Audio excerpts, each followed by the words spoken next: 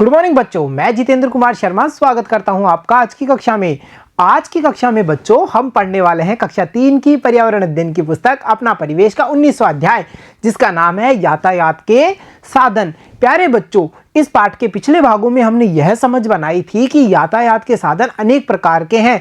किन्हीं साधनों के माध्यम से हम वायु मार्ग के द्वारा यात्रा कर पा रहे हैं, किन्हीं साधनों के माध्यम से हम जल मार्ग के द्वारा यात्रा कर पा रहे हैं, कुछ साधन सड़क पर चल रहे हैं। लंबी दूरी के लिए अलग अलग प्रकार के वाहनों का उपयोग किया जाता है।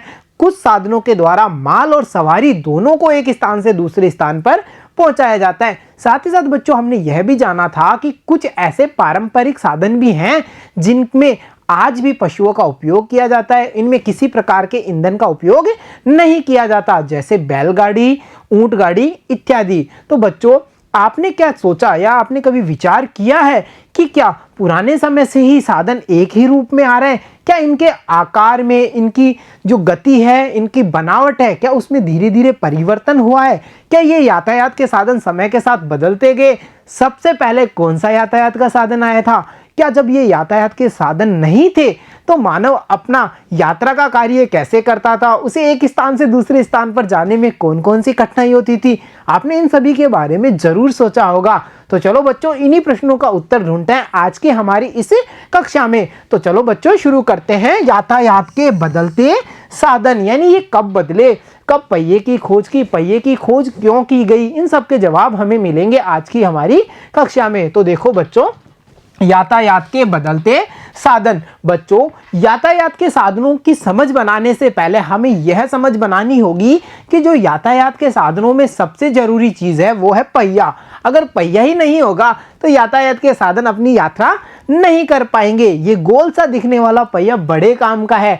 अगर ये पहिया जब नहीं था तो कैसा था यात्रा का जो आनंद था वो कैसे लिया जाता था, यानी मनुष्य अपनी यात्रा कैसे करता था, इनके बारे में भी हम जानकारी प्राप्त करेंगे। पहले हम इस पहिए को देखते हैं। प्यारे बच्चों, यह एक साइकिल का पहिया और यहाँ पर हमें दिखाई दे रहा है एक कार का पहिया। साइकिल का पहिया आकार में आप देख पा रहे हैं कार के पहिए के जैसा ही लग रहा है, परंतु जो इसकी मोटाई है वो कार के पहिए से थोड़ी कम होती है। यानी हम क्या समझ पा रहे हैं कि अलग अलग प्रकार के जो वाहन हैं उनमें जो पहिया है वो गोल ही होगा, परंतु उसके आकार भिन्न भिन्न हो सकते हैं। या फिर हम ये भी कह सकते हैं कि जो उसके अंदर बनावट के लिए जो सामग्री उपयोग में ली जा रही है वो अलग अलग हो सकती है। जैसे हमने ट्रेन का पहिया देखा, वो गोल होता है, आकार में तो गोल होता है, परंतु उसे लोहे के द्वारा निर्मित किया जाता है। वहीं हम देख रहे हैं कार का जो पहिया है उसे रबड़ की ट्यूब या रबड़ के टायर की सहायता से बनाया गया है। तो बच्चों, हम ये समझ पा रहे हैं कि पहिए का आकार गोल ही होगा, और परंतु अलग अलग साधनों में अलग अलग आकार के होंगे, और साथ ही साथ आकार मतलब साइज के है ना, उनका जो आकार होगा वो छोटा या बड़ा हो सकता है, परंतु उनकी जो आकृति होगी वो गोल ही होगी। और साथ ही साथ यह भी है कि अलग अलग वाहनों में इनके अंदर उपयोग में किया गया या इन पहियों को बनाने में उपयोग में लिया गया जो पदार्थ है वो अलग अलग हो सकता है। तो बच्चों, हमने जाना पहिए के बारे में। तो चलो अब प्राचीन काल में चलते हैं और पुराने जमाने के मनुष्य कैसे यात्रा करते थे उसको भी देखा जाए। तो देखो बच्चों, बहुत समय पहले मनुष्य एक स्थान से दूसरे स्थान तक पैदल चलकर ही जाते थे। यानी जब यातायात के साधन नहीं थे तो उस समय मनुष्य अपनी यात्राएं पैदल चलकर ही पूरी करते थे। उन्हें एक स्थान से दूसरे स्थान पर जाना है तो वो पैदल ही निकल जाते थे अपनी यात्रा के लिए। और यहाँ पर हम देख पा रहे हैं इन मनुष्यों को, इन इंसानों को जो अपनी यात्रा शुरू कर चुके हैं। और ये कैसे चल रहे हैं? इनके पास में कोई साधन हमें दिखाई नहीं दे रहा, ये अपनी यात्राएं पैदल चल करके ही पूरी कर रहे हैं। तो बच्चों, हमें यह समझ में आया कि प्राचीन समय में मनुष्य पैदल ही अपनी यात्रा करता था। परंतु बच्चों, क्या होता था, अब छोटी दूरी होगी तो वो आराम से चला जाता था, परंतु जब अधिक दूरी होती थी तो उसे काफी परेशानी होती थी। कैसी परेशानी? देखो, जिसमें बहुत अधिक समय लगता था, यानी कि उसे अपनी लंबी दूरी तय करने के लिए काफी समय लगता था। इस चीज से वो परेशान था। फिर धीरे धीरे उसने आविष्कार किए, खोज किए, और फिर उसने उपयोग में लेना शुरू किया जानवरों का। यानी कि फिर मनुष्य जानवरों पर बैठ करके अपनी यात्रा शुरू करता था, जैसे गाय, भैंस, बैल, या फिर हम कह सकते हैं कि जो घोड़े जैसे तीव्र गति से चलने वाले जानवर थे उन पर बैठ करके उसने अपनी यात्रा शुरू की। अब बच्चों, मनुष्य पैदल से उठ करके यानी पैदल चलने से लेकर के जानवरों तक तो पहुंच चुका है, फिर क्या हुआ, फिर भी उसे ये लगा कि इस यात्रा में भी मुझे समय अधिक लगता है, जो भारी सामान है उसको एक स्थान से दूसरे स्थान पर ले जाने में मुझे काफ़ी समय लग रहा है। तो फिर क्या था, फिर धीरे धीरे मनुष्य ने आविष्कार किया पहिए का, और मनुष्य ने अपने समय बचाने के लिए खोज कर दी पहिए की। और ये पहिया लकड़ी से बनता, पत्थर से बनता, लोहे से बनता, आज हम देख पा रहे हैं इसके कई सारे रूप हैं, यानी ये कई प्रकार के पदार्थों से बनने लगा। बच्चों, पहिए की खोज तो हो चुकी, अब ये पहिया इतने काम का क्यों है और इस पहिए के लिए ऐसा क्यों कहा गया है कि आज पहिए के बल पर ही दुनिया चल रही है, इनको भी हम जानकारी में प्राप्त करेंगे, यानी इस ज्ञान को भी हम जानेंगे कि पहिए के कारण क्या वास्तव में मनुष्य का जो जीवन है वो आसान हुआ है, क्या मनुष्य का समय बचा है, या पहिया कैसे मनुष्य की सहायता करता है, इसके बारे में हम आज चर्चा करने वाले हैं। तो बच्चों, इस चीज को जानने के लिए हम करते हैं एक प्यारा सा प्रयोग। और हमें क्या करना है, देखो, अपनी एक किताब को मेज की सतह पर रखकर उंगली से धक्का लगाइए। यानी बच्चों, कितना आसान प्रयोग है, हमें हमारी किताब लेनी, पुस्तक लेनी है, उसको मेज पर रखा और सतह पर रख देना है और उसे उंगली से धक्का लगाना है। ये हुई हमारी पहली स्थिति, जिसमें हमने किताब को रख करके और मेज पर और उसे धक्का लगाया है। अब अगली स्थिति में हमें क्या करना है, अब किताब के नीचे 3-4 पेंसिल चित्रानुसार रख करके पुनः किताब को उसी प्रकार धक्का लगाइए। यानी इस स्थिति में हमें उसी किताब के नीचे 3-4 पेंसिलें रखनी है और अब उंगली से धक्का लगाना है। यानी बच्चों, आप ये समझ पा रहे हैं, स्थिति 2 में जो पेंसिल है उन्हें हमने क्या माना है, या वो किसका कार्य कर रही है, पहिए का कार्य कर रही है।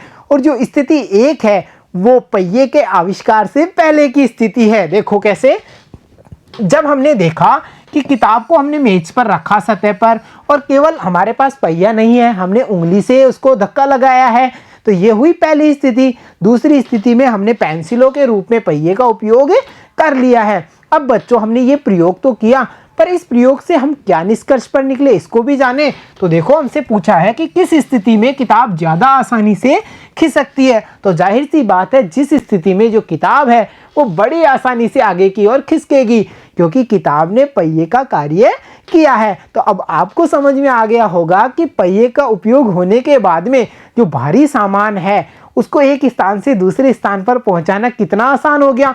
जब पहले पहिया नहीं था तो उसे काफ़ी जोर लगा करके एक स्थान से दूसरे स्थान पर पहुंचाया जाता था। पहिए के आविष्कार के बाद में ये कार्य बड़ी आसानी से होने लगा। और देखो, साथ ही साथ बच्चों, अगले प्रश्न में आपने पहिए को कहाँ कहाँ देखा है। जाहिर सी बात है, हम पहिए को कहाँ देख सकते हैं, यातायात के साधनों में। तो हम यहाँ यह लिख सकते हैं कि हमने पहिए को यातायात के साधनों जैसे truck, car, taxi, auto rickshaw, रेलगाड़ी आदि के अंदर देखा है। यानी इन सभी साधनों में हमने इसका उपयोग होते हुए भी देखा है। तो चलो अब बढ़ते हैं अगले प्रश्न पे। यदि पहिया नहीं होता तो क्या होता। बच्चों, हम समझ चुके हैं, अगर पहिया नहीं होता तो जो मनुष्य का कार्य है वो बहुत ही मुश्किल होता। कैसे, उसे एक स्थान से दूसरे स्थान की यात्रा करनी होती तो समय ज़्यादा लगता, उसे भारी माल को एक स्थान से दूसरे स्थान पर पहुंचाने में श्रम अधिक लगता, समय अधिक लगता तथा काफ़ी सारी कठिनाई भी होती। इसलिए हम कह सकते हैं, यदि पहिया नहीं होता तो हम एक स्थान से दूसरे स्थान पर तेजी से नहीं पहुंच पाते तथा माल को ढोने में भी हमें कठिनाई का सामना करना पड़ता। तो देखा बच्चों, आपने ये जो गोल सा दिखने वाला, साधारण सा दिखने वाला पहिया है, इसने हमारी जिंदगी को कितना आसान बना दिया है। और साथ ही साथ देखो बच्चों, पहिए का आविष्कार होने के बाद यातायात के साधनों में भी बदलाव होता गया। यानी धीरे धीरे बैलगाड़ी आई, ऊंट गाड़ी आई, फिर 4 पहियों के साधन आए, कि कई सारे पहियों के साधन यानी रेलगाड़ियों का आविष्कार हुआ। यानी हम समझ पा रहे हैं कि समय के साथ धीरे धीरे यातायात के साधनों में बदलाव भी होता गया। पहले देखो क्या था, पहियों को खींचने के लिए मनुष्य एवं पशुओं का उपयोग किया जाता था। यानी बच्चों, पूर्व काल में यह किया जाता था, जब पहिए का आविष्कार तो हो गया परंतु जो गाड़ियां निर्मित की गई उन्हें बैल खींचते थे, यानी पशुओं का उपयोग किया। या फिर कुछ स्थानों पर हम देखते हैं कि मनुष्य के द्वारा भी इन गाड़ियों को खींचा जाता है।